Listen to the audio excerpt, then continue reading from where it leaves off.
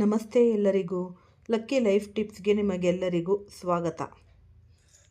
ನನ್ನ ಆತ್ಮೀಯ ಮಕರ ರಾಶಿಯವರ ಈ ಒಂದು ವಿಶೇಷ ಈ ಪ್ರೇಮ ಸಂದೇಶ, ಇನ್ನು ಮುಂದೆ ನೀವು ಈ ಒಂದು ಸಂಬಂಧಗಳು ಕಂಪ್ಲೀಟಾಗಿ ಅಂದರೆ ಯಾವ ಥರ ಈ ಪ್ರೇಮ ಸಂಬಂಧಗಳು ಯಾವ ರೀತಿ ಇರುತ್ತೆ, ಈ ಮಕರ ರಾಶಿಯ ಒಂದು ಪ್ರೇಮ ಸಾಧಕರೇ ನಿಮ್ಮೆಲ್ಲರಿಗೂ ಸಹ ಈ ಒಂದು ಇಂದಿನ ಈ ವಿಶೇಷ ಪ್ರೇಮ ಭವಿಷ್ಯದ ಸಂದೇಶಕ್ಕೆ ನಿಮಗೆಲ್ಲರಿಗೂ ಸಹ ಆತ್ಮೀಯವಾದ ಸ್ವಾಗತ. ಇಂದು ನಾನು ನಿಮ್ಮ ಜೀವನದ ಅತ್ಯಂತ ಪ್ರಮುಖ ಘಟ್ಟದ ಬಗ್ಗೆ ಮಾತನಾಡಲಿದ್ದೇನೆ. ಅಂದರೆ ಮೊದಲನೆಯದಾಗಿ ನಿಮಗೆ ಅಭಿನಂದನೆಗಳು. ಯಾವ ಪ್ರೀತಿಗಾಗಿ ನೀವು ಕಾತರದಿಂದ ಕಾಯುತ್ತಿದ್ದೀರೋ, ಯಾರ ನೆನಪಿನಲ್ಲಿ ಕಣ್ಣೀರು ಸುರಿಸುತ್ತಿದ್ದೀರೋ ಮತ್ತು ಯಾರನ್ನು ನೆನೆಯುತ್ತಾ ನಿದ್ದೆಯಿಲ್ಲದ ರಾತ್ರಿಗಳನ್ನು ಕಳೆಯುತ್ತಿದ್ದೀರೋ, ಈಗ ಆ ಪ್ರೇಮದ ಅದೃಷ್ಟವು ನಿಮ್ಮ ಪಾಲಿಗೆ ಸಕ್ರಿಯವಾಗುತ್ತಿದೆ. ನೀವು ಈ ಕ್ಷಣದಲ್ಲಿ ಈ ಸಂದೇಶವನ್ನು ಕೇಳುತ್ತಿದ್ದೀರಿ ಎಂದರೆ ಬ್ರಹ್ಮಾಂಡವು ಇಂದು ನಿಮ್ಮನ್ನು ಆರಿಸಿಕೊಂಡಿದೆ ಎಂದರ್ಥ. ಏಕೆಂದರೆ ಮುಂದಿನ ಈ ಒಂದು 24 ಗಂಟೆಯಲ್ಲಿ ಮುಂಬರುವ 3 ದಿನಗಳು ನಿಮ್ಮ ಪ್ರೇಮ ಜೀವನದಲ್ಲಿ ನಿಮ್ಮ ಹಣೆಬರಹವನ್ನೇ ಬದಲಿಸಬಲ್ಲ ಅನಿರೀಕ್ಷಿತ ತಿರುವನ್ನು ತರಲಿದೆ. ಹಿಂದೆ ನಿಮ್ಮನ್ನು ನಿರ್ಲಕ್ಷಿಸಿದ ಈ ವ್ಯಕ್ತಿಯೇ ಈಗ ಹಠಾತ್ತಾಗಿ ನಿಮ್ಮನ್ನು ಸಂಪರ್ಕಿಸಬಹುದು. ಈ ಒಂದು ಹಳೆಯ ಸಂಬಂಧವೊಂದು ಮರುಜೀವ ಪಡೆಯಬಹುದು, ಅಥವಾ ನಿಮ್ಮ ನಡುವಿನ ತಪ್ಪು ಗ್ರಹಿಕೆಗಳು ಸಂಪೂರ್ಣವಾಗಿ ಬಗೆಹರಿಯಲಿವೆ. ಇನ್ನೂ ಒಂಟಿಯಾಗಿರುವವರಿಗೆ ಹೊಸ ಪ್ರೇಮದ ಬಾಗಿಲು ತೆರೆಯಲಿದೆ. ಈ ಮದುವೆ ಅಥವಾ ನಿಶ್ಚಿತಾರ್ಥದ ಮಾತುಕತೆಗಳು ಇದ್ದಕ್ಕಿದ್ದಂತೆ ವೇಗ ಪಡೆದುಕೊಳ್ಳಲಿವೆ. ಆದರೆ ಈ ಒಂದು ಸಂತೋಷದ ಸುದ್ದಿಗಳ ನಡುವೆ ನೀವು ಕೆಲವು ಎಚ್ಚರಿಕೆಗಳನ್ನು ವಹಿಸುವುದು ಅನಿವಾರ್ಯ.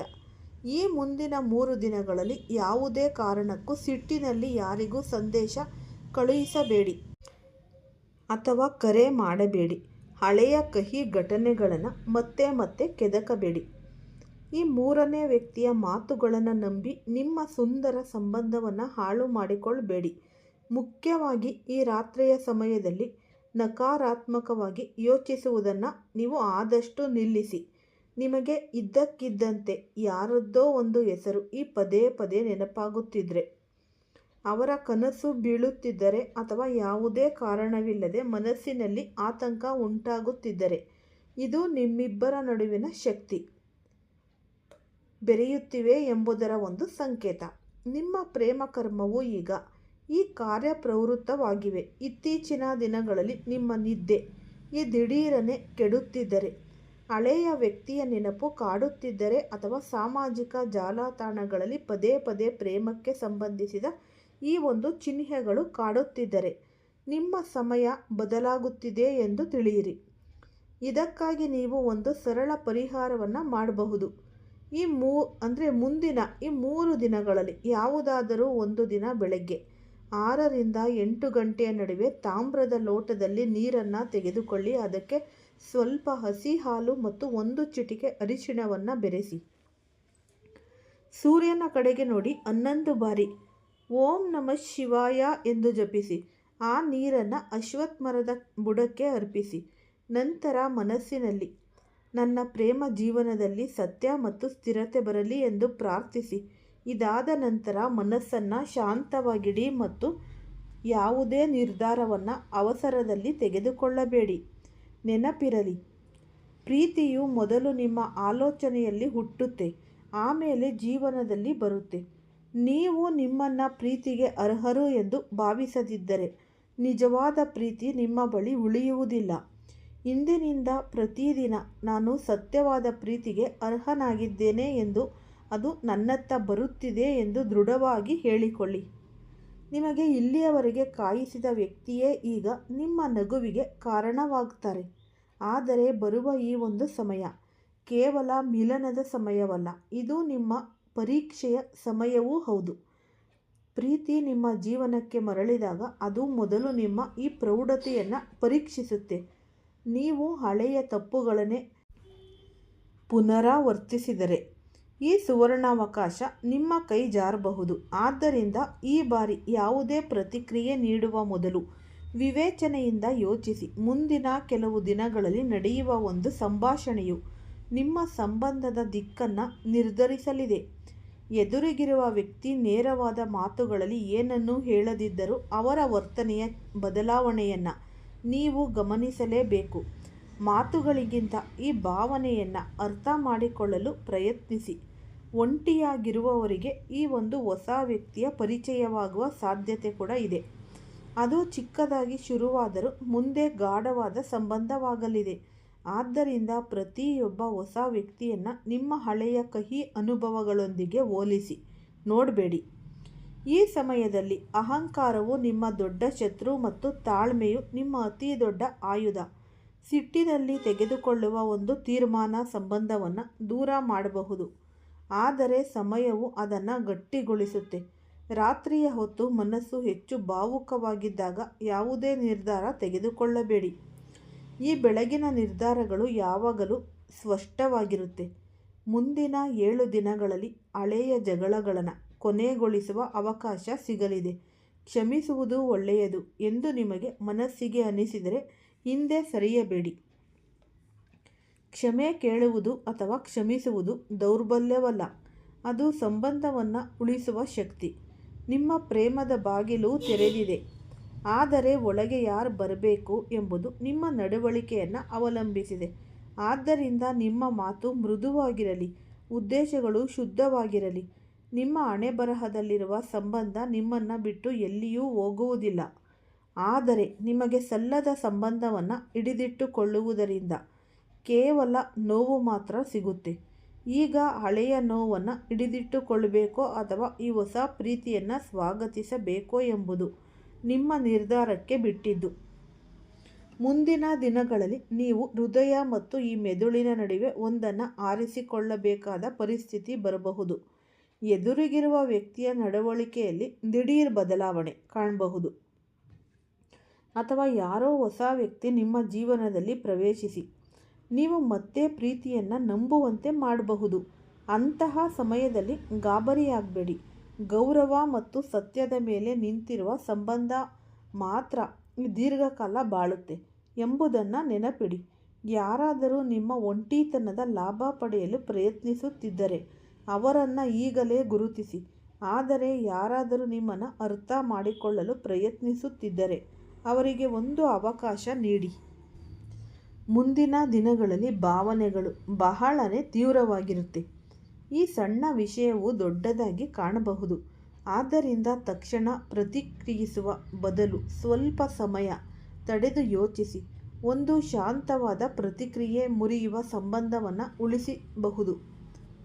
ನಿಮ್ಮ ಮನಸ್ಸಿನ ಒಳಗಿನಿಂದ ಒಂದು ರೀತಿಯ ನೆಮ್ಮದಿ ಅಥವಾ ಭಾರ ಇಳಿದಂತೆ ಭಾಸವಾದರೆ ನೀವು ಸರಿಯಾದ ಹಾದಿಯಲ್ಲಿ ಸಾಗುತ್ತಿದ್ದೀರಿ ಎಂದು ಅರ್ಥ ಮಾಡಿಕೊಳ್ಳಿ.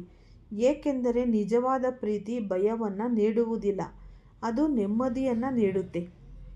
ಈಗ ನಿಮ್ಮ ಮುಂದೆ 2 ದಾರಿಗಳಿವೆ. ಒಂದು ಹಳೆಯ ಸಂಕುಚಿತ ಆಲೋಚನೆಯ ಹಾದಿ, ಇನ್ನೊಂದು ನಂಬಿಕೆ ಮತ್ತು ಹೊಸ ಆರಂಭದ ಹಾದಿ. ಮುಂದಿನ 10 ರಿಂದ 15 ದಿನಗಳ ಒಳಗೆ ನಿಮ್ಮ ಪ್ರೇಮ ಜೀವನದಲ್ಲಿ ಒಂದು ಸ್ಪಷ್ಟ ಸಂಕೇತ ದೊರೆಯಲಿದೆ.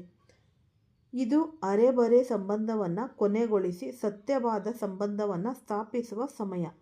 ಆ ವ್ಯಕ್ತಿ ನಿಮ್ಮ ಜೀವನಕ್ಕೆ ಅರ್ಹರಾಗಿದ್ದರೆ ಅವರೇ ಸ್ವತಃ ಮುಂದೆ ಬಂದು ನಿಮ್ಮ ಭಾವನೆಗಳನ್ನು ಗೌರವಿಸುತ್ತಾರೆ ಮತ್ತು ಭವಿಷ್ಯದ ಬಗ್ಗೆ ಮಾತನಾಡ್ತಾರೆ. ಇಲ್ಲದಿದ್ದರೆ ಅವರು ತಾವಾಗಿಯೇ ದೂರವಾಗುತ್ತಾರೆ.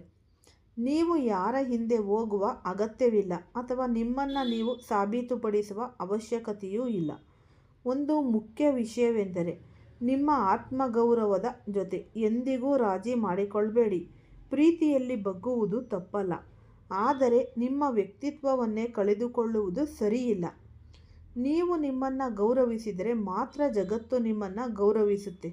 ಇನ್ನು ಕೆಲವು ದಿನಗಳಲ್ಲಿ ರಾತ್ರಿಯ ಹೊತ್ತು ನಡೆಯುವ ಒಂದು ಭಾವನಾತ್ಮಕ ಮಾತುಕತೆ ನಿಮ್ಮ ಮನಸ್ಸಿನ ಭಾರವನ್ನು ಇಳಿಸಿದೆ. ಆಗ ಜಗತ್ತನ್ನೇ ನೀವು ನೋಡಬಹುದು. ಈ ಸತ್ಯವನ್ನೇ ಮಾತನಾಡಿ. ನಿಮ್ಮ ಹೃದಯದ ಮಾತುಗಳನ್ನು ಮುಚ್ಚಿಡಬೇಡಿ. ವರ್ಷಗಳ ದೂರವನ್ನು ಒಂದು ಸತ್ಯದ ಮಾತು ಇಲ್ಲವಾಗಿಸಬಹುದು. ನೆನಪಿಡಿ, ಪ್ರೀತಿ ಅದೃಷ್ಟದಿಂದ ಸಿಗಬಹುದು, ಆದರೆ ಅದು ಉಳಿಯುವುದು ನಿಮ್ಮ ವರ್ತನೆಯಿಂದ ಮಾತ್ರ. ಬ್ರಹ್ಮಾಂಡವು ಕೆಲವು ಬಾರಿ ಸಂಬಂಧಗಳನ್ನು ಗಟ್ಟಿಗೊಳಿಸಲು ಸ್ವಲ್ಪ ದೂರವನ್ನು ಸೃಷ್ಟಿಸುತ್ತೆ. ಅದಕ್ಕೆ ಹೆದರಬೇಡಿ. ಮುಂದಿನ ದಿನಗಳಲ್ಲಿ ನಿಮ್ಮ ಆತ್ಮವಿಶ್ವಾಸ ಹೆಚ್ಚಾಗಲಿದೆ. ನೀವು ಯಾರ ಹಿಂದೆಯೂ ಓಡುವುದನ್ನು ನಿಲ್ಲಿಸಿ ನಿಮ್ಮನ್ನು ನೀವು ಸುಧಾರಿಸಿಕೊಳ್ಳಲು ಗಮನ ಹರಿಸುತ್ತೆ. ಇದೇ ನಿಮ್ಮ ಪ್ರೇಮ ಜೀವನದ ದೊಡ್ಡ ಬದಲಾವಣೆಯ ಸಮಯ, ಅಂದರೆ ಟರ್ನಿಂಗ್ ಪಾಯಿಂಟ್ ಅಂತ ಅನ್ಬಹುದು. ಈ ಮೂರನೇ ವ್ಯಕ್ತಿಯ ಸಲಹೆಗಳನ್ನು ಕೇಳಿ. ನಿಮ್ಮ ಸಂಬಂಧದ ಬಗ್ಗೆ ತೀರ್ಮಾನ ತೆಗೆದುಕೊಳ್ಳಬೇಡಿ. ಹಳೆಯ ಸಂಬಂಧ ಮರಳಿ ಬಂದಾಗ ಅವರ ಉದ್ದೇಶವನ್ನು ಪರೀಕ್ಷಿಸಿ. ಕೇವಲ ಭಾವನೆಗಳಿಗೆ ಮರುಳಾಗಬೇಡಿ. ಹೊಸ ಸಂಬಂಧಕ್ಕೆ ಸ್ವಲ್ಪ ಸಮಯ ನೀಡಿ. ಅವಸರದಲ್ಲಿ ಭವಿಷ್ಯ ನಿರ್ಧರಿಸಬೇಡಿ. ಈ ಸಮಯದಲ್ಲಿ ನಿಮ್ಮ ಮೌನವು ಕೂಡ ಬಹಳಷ್ಟು ವಿಚಾರಗಳನ್ನು ತಿಳಿಸುತ್ತೆ. ನಿಮ್ಮ ಜೀವನದಲ್ಲಿ ಈಗ ಈ ಪ್ರೇಮದ ಹೊಸ ಅಧ್ಯಾಯ ಶುರುವಾಗುತ್ತಿದೆ. ಪ್ರಶ್ನೆ ಇರುವುದು ಯಾರು ಬರ್ತಾರೆ ಎಂಬುದಲ್ಲ, ಬಂದವರನ್ನು ನಿಭಾಯಿಸಲು ನೀವು ಎಷ್ಟು ಸಿದ್ಧರಿದ್ದೀರಿ ಎಂಬುದು. ಮುಂದಿನ ದಿನಗಳಲ್ಲಿ ನೀವು ಅನುಭವಿಸುವ ಬದಲಾವಣೆ ಬಹಳ ಆಳವಾಗಿರುತ್ತೆ.